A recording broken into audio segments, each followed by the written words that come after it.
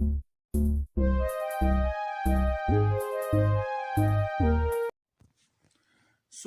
I just watched an episode of The Ghost Inside My Child, and it's all about young kids that seem to be reliving a past life, reincarnation. And it's always been, with all the philosophies out there and without, with all the theories out there. I mean, this isn't new stuff. This reincarnation thing and people believing that they were somebody else, people under hypnosis reliving a life that wasn't theirs but somebody else's, is hidden deep inside.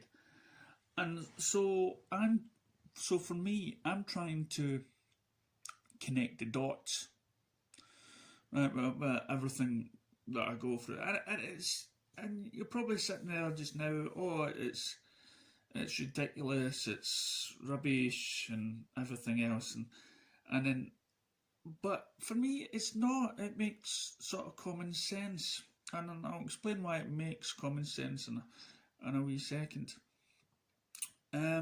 First of all, let's think about those people that believe in Jesus and God and everything else. Let's think about all the other religious people out there that believe that you come back down as a bird or a tiger or whatnot. And for me, and that's in all sort of religion, that the idea that there is life after this one. So for me, it isn't exactly all that bad. But what I've spoke about before is that we're all this bunch of energy. And when we die, we leave the coil of what we are just now, and we move on to another experience that probably is one of our choosing. And then when we go into this new experience, we leave what is,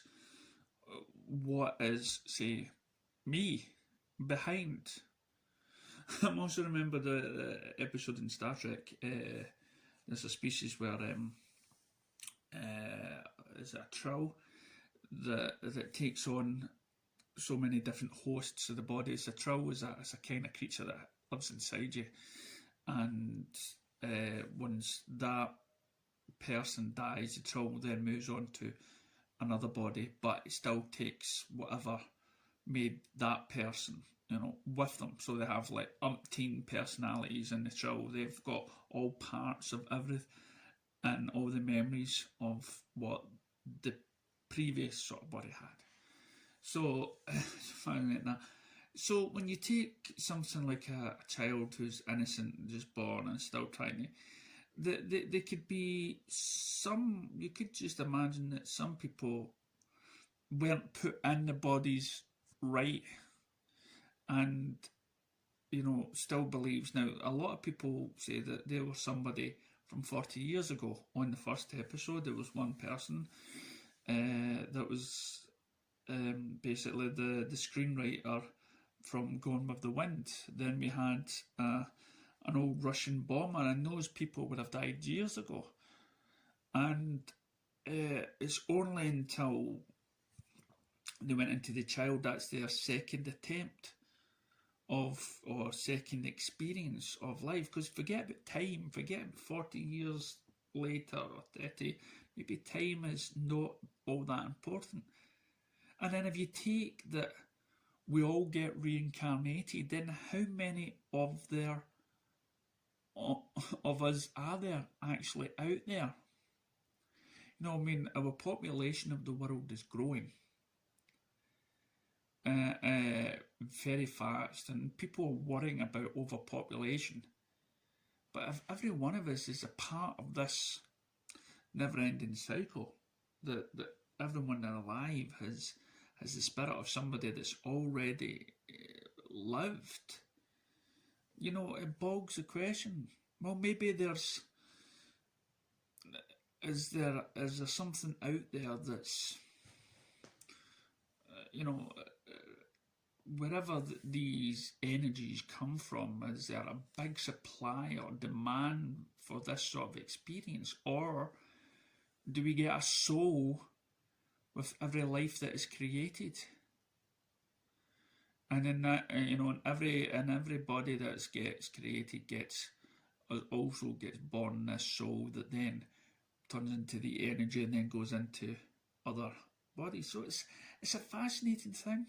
Now, watching these programs, these kids who have not seen or know anything about World War II and has been watching cartoons most of their life, you can't and they've been sheltered, so you can't explain how they've got memories of being another person or being, or where they used to stay, when their birthday was. And then when you go, and a great thing about research on the internet is, because most of these kids, they tell you, you Google it and suddenly you come up with this person and it all makes sense. And as I said before, you keep an open mind about the belief thing. And we shouldn't be worried about our life on this planet just now. This is just a stepping stone. There is life after this. And if somebody was to ask me what would I believe, well, I believe in my own eyes and my own ears. Like I said before in a conversation about a cat and a dog, when they believe they see something, they don't question it. If kids as young as 6 years old believe to be somebody from the past that they had no idea of knowing, but somehow when you look it up, that person did exist, then you've got to ask the question, how? So for me, that gives an answer. And now I'm watching things about ghost stories and about spirits coming back and saying they're not finished with this sort of life. Well, that character, whoever enters whatever reincarnated child has these memories, they're not, it must have been a strong character in the first place to still hold on to those memories. So maybe the ghosts and the reincarnation is connected. And then, you can also connect it to, say, the aliens as well. They're all trying to, when you talk about religion and being reborn, Jesus and Muhammad, that's all about reincarnation, about coming back down, having the same body. Jesus is meant to come down as a spirit. And then you've got the connection with that being that the people that were here was, that had all the superior technology, that the TV, the documentaries and people like yourself have the ability to capture these UFOs in the sky. Maybe there is one great connection. And we've just been lied to. There is probably people out there that know a lot more. And I'm open to the idea of just about anything. And that's a great way to be. People go for religion and look for answers, and they miss their families and their dads and their mums and loved ones and stuff. And maybe this, and maybe you're meant to feel that way. So you appreciate life and you learn from it before you start to move on. But I've seen so many great ideas, and if the world and the millions and billions of planets out there in the solar system and the space and everything you've seen in sci-fi movies, if all those black holes and everything else exists, then why can't the possibility of there being more to what we read in books, more than what we read in religious books? Maybe that, maybe we are a superior being, in our own rights. We could possibly be some form of God that's trying to teach ourselves what we would call humanity, or something like that. But you know, the boy that was had been reincarnated was believed to be a Russian soldier that could actually understand German. He was watching Hitler and he was laughing at Hitler. And he says, "Why are you laughing at Hitler?" He says, "Oh, he thinks he's beautiful." Then moments later, the translation comes up, and that's what it was. He was calling himself a handsome guy. God, it just blows my mind. So for me, you know, yes, enjoy your life. Enjoy whatever you can get out of it. Have this sort of experience. Listen to these people out there that have different theories than yourself. Because maybe the next person that comes and says, "I've just had a vision, and the vision tells me that, you know, or people have spoke to me and said, you know, this is what life is all about."